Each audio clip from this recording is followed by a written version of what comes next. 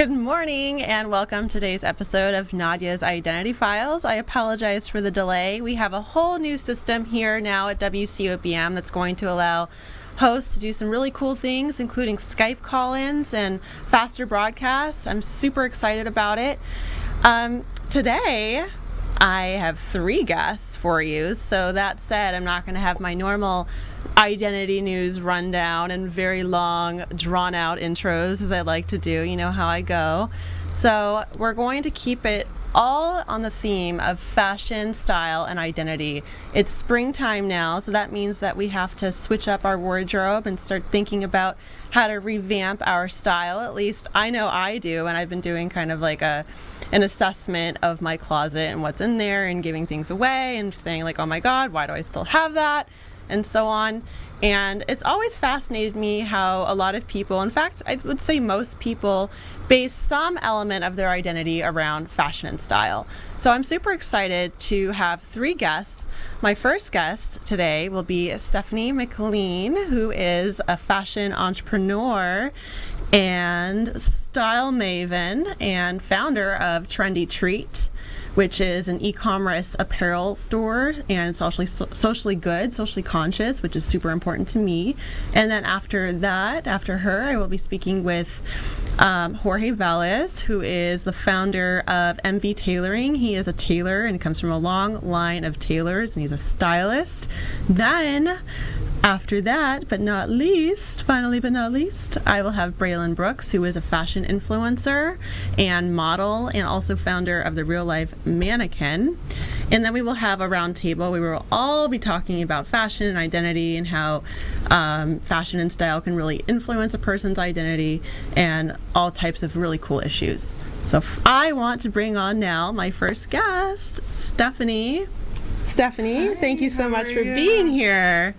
I'm excited. How are you? I'm good. I'm excited to be here. Thank you for having me. Of course. And you look super fabulous and chic today. I'm trying to keep up with you. You look super fabulous. Whatever, please. Like that coming from you, like that's really flattering because like I was saying when I was doing the internal assessment of my closet, like not only was I noticing just how messy it was, but I was noticing how much stuff doesn't really fit my aesthetic anymore and how I need to clean things out. But I found this, and this is definitely still Nadya, so I appreciate that. Today we're talking about identity and fashion, and you kind of stumbled into this industry. You were more in the business world. Yes. You were an attorney, and you probably, I mean, at least I assume you were on the track to being an attorney your whole life, at least. Yes. And so what happened? How did you fall into fashion? I've always been very fashionable. I think when I was in law school, they used to tease me that I was like the best dressed girl in law school. You probably were. Probably. Yeah. But fashion has always been my thing. I really enjoyed it. I took time.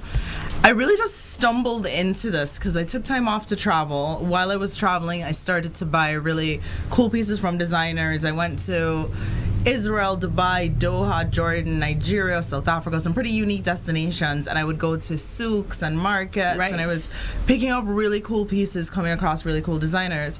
So I decided to put them on an e-commerce portal, and then the e-commerce portal kind of grew into where we are today. So I got brought to do some women in tech talks in Silicon Valley, and then I got some press coverage, and I got a magazine spread in London, and then I got some business awards. So it just kind of one thing happened after another, and I ended up with a clothing line, and I showed in Fashion Community Week in San Francisco, and it was just one thing after another, and I was like, I guess this is my job now. Wow. Yeah. So this was never like when you created the e-commerce site, you were just thinking like, you know, were you thinking these designers really need a platform to showcase their immense talents? Let me see what happens without like kind of the grander vision that this is going to be my whole life. Right. No, I wasn't really thinking, to be honest. I just kind of put it up as just a fun thing to do while I was traveling, because I would come back, I would buy these pieces, and they were so unique.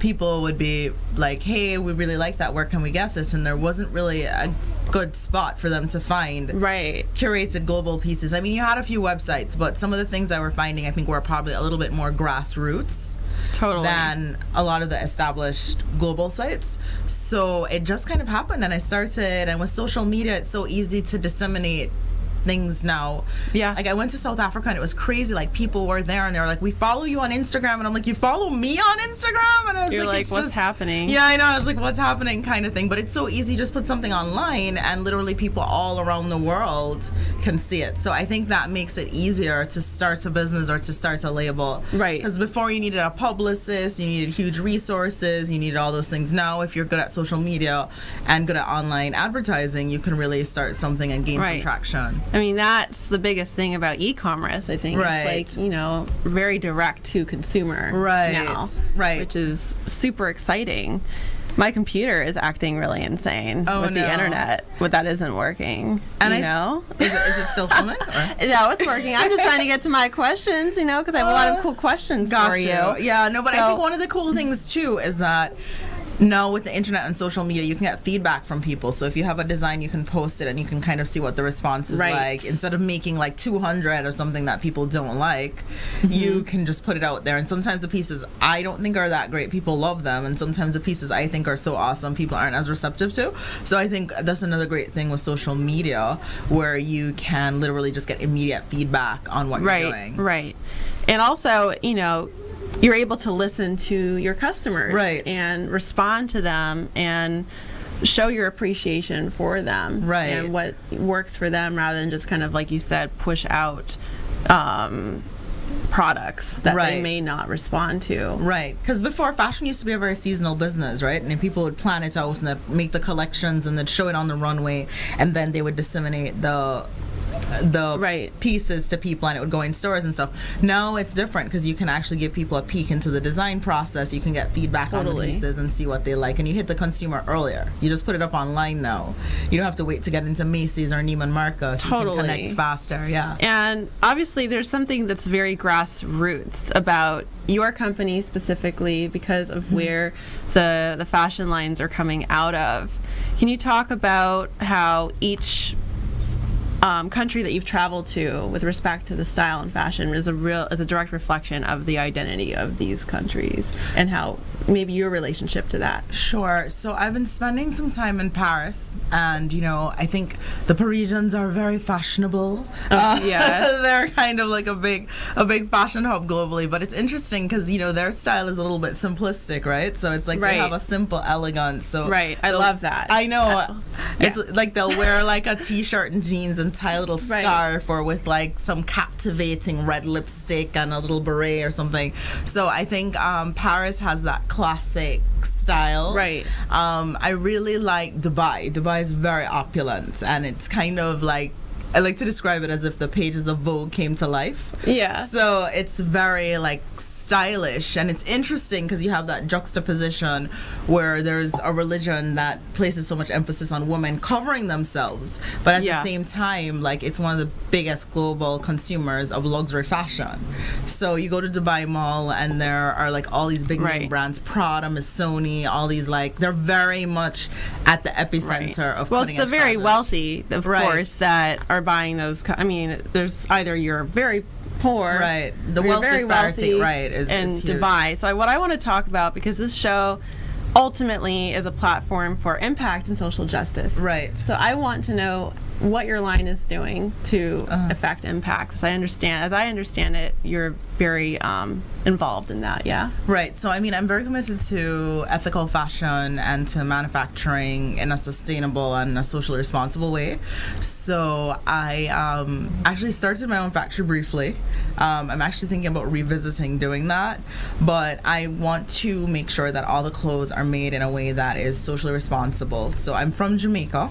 And in Jamaica, I don't know if many people know, but before China became so popular, Jamaica was a huge hub for manufacturing. So we used to have factories and a lot of like Levi's, Fruit of the Loom. A lot of places were manufacturing in Jamaica. I think I'm familiar with Fruit of the Loom being manufactured. And then what happened is that the fast fashion thing came, and then all these big companies wanted it as cheap as they could swooped in.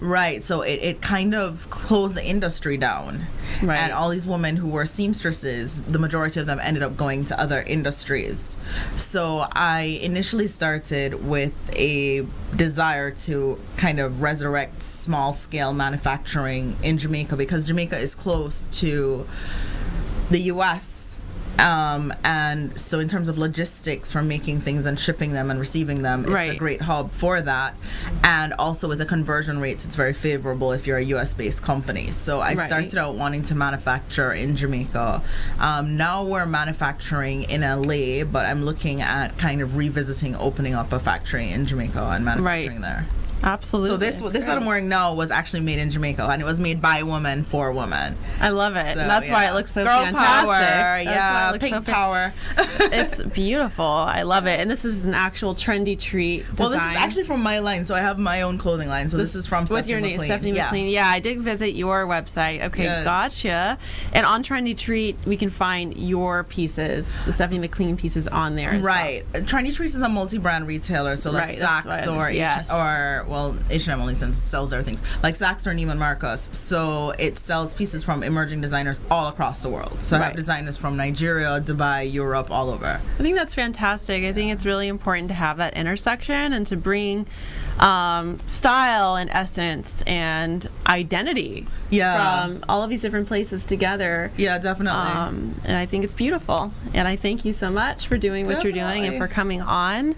Thank you for having me. We're running out of time, but you can visit Trendy Treat by going to www.trendytreat.com, and the website is up on your screen, so check it out. And you can also follow Trendy Treat on Instagram. It's at trendytreat.com, yes. Instagram, at Trendy Treat. It's at Trendy Treat. Trendy Treat, yeah. Perfect, and that's up there. So when we come back, I'm going to have my next interviewee. It's either going to be Jorge or Braylon. I'm going to spin a wild card out there and see which of these guys wants to come on next, and then we'll be having our round table. Stay tuned.